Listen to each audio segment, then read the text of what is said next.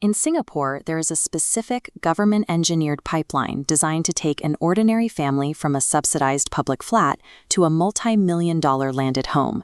The system is called property asset progression. If you listen to real estate marketing, this system is a guaranteed escalator to millionaire status. They pitch a frictionless journey where you simply recycle your profits every 5 years and watch your net worth multiply. Social media heavily amplifies this pressure. Young couples are constantly shown success stories of their peers upgrading to luxury condos, creating a deep sense of falling behind if they aren't actively flipping their own homes. But looking at this stepped bar chart mapping the ideal progression from BTO to resale, executive condo, private condo, and finally landed property, we actually see a rigid 25-year forced savings marathon. Growing equity from $30,000 to $2 million is riddled with hidden financial traps. Success here depends on hitting a series of inflexible legal and financial deadlines. As we strip away the glossy exterior of this chart, you can see the complex gears and strict rules governing the machine, specifically CPF accrued interest, ABSD traps, and MOP lockups. One timing mistake can trigger 6-figure tax penalties and freeze your capital for a decade. To survive the Singapore property ladder, you have to ignore the guru hype. You must master the invisible mechanics, prepare for the tax penalties, and accept the strict trade-offs built into the system. The entry point for most buyers is the first rung of the ladder, subsidized public housing, typically a build-to-order flat or an executive condominium. The financial upside here is massive. Buyers secure these assets directly from the government at 15 to 40% below the open market value. Securing a property at a steep discount provides a massive buffer. When the flat is eventually privatized or sold on the open market, that initial markdown practically guarantees a substantial capital gain. We can map out the trade-off on this quadrant chart. By plotting capital required against time locked up, built-to-order flats and executive condominiums sit firmly in this high time lock, low capital corner. You get the discount, but you must endure a 3 to 4 year construction wait, plus a strict minimum occupation period of up to 10 years. This padlock represents the legal reality of that occupation period. During this time, owners are strictly forbidden from selling the property or renting out the entire flat to generate passive income. Consider the scenario where the broader property market hits a historic peak in year 3 of your occupation period. You are legally trapped and cannot sell to capture those gains. The subsidized public housing route demands a clear sacrifice. You surrender market agility and liquid timeline control in exchange for a heavily subsidized financial safety net. Let's look at how ordinary couples actually pay for these properties. Most rely heavily on the Central Provident Fund, their mandatory government retirement savings. The immediate benefit is highly appealing. The CPF system covers the entire 20% down payment and handles the monthly mortgage payments directly. This setup allows young couples to preserve their day-to-day cash liquidity. They can purchase a real estate asset with zero out-of-pocket cash today. To understand the hidden cost, look at this line graph.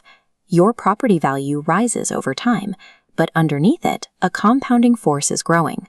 This red line is CPF accrued interest, the government tracking every single dollar you utilized, plus 2.5% interest compounded annually. The catch is the refund rule. When you eventually sell the property, that entire accrued sum must be legally returned to your CPF account before you receive a single dollar of cash. Watch as this graph transitions into a pie chart showing your sale proceeds at year 9. That red CPF refund slice aggressively expands. Over a decade, it devours your actual cash profits, sometimes resulting in a negative cash sale, where the seller walks away with zero liquid cash. Using CPF for property is a direct trade-off. You sacrifice future cash-in-hand liquidity to secure zero upfront costs today. Eventually, buyers reach the mid-game of asset progression, upgrading from a public HDB flat into the fully private condominium market. Here is the logistical dilemma. Most families understandably want to secure and renovate their new private condo before completing the sale of their current flat, so they don't have to pack up and move twice. On this split-path decision flowchart, Path A highlights the trap. Buying the condo first and selling the HDB later triggers the additional buyer's stamp duty. Because you temporarily hold two properties, you are hit with a 20% tax penalty. On a $1.5 million condo, that is a $300,000 tax. It must be paid in cash upfront, creating an instant liquidity crisis for most families. To dodge the tax entirely, you must follow Path B. You sell the HDB first, complete the sale, and only then buy the condo.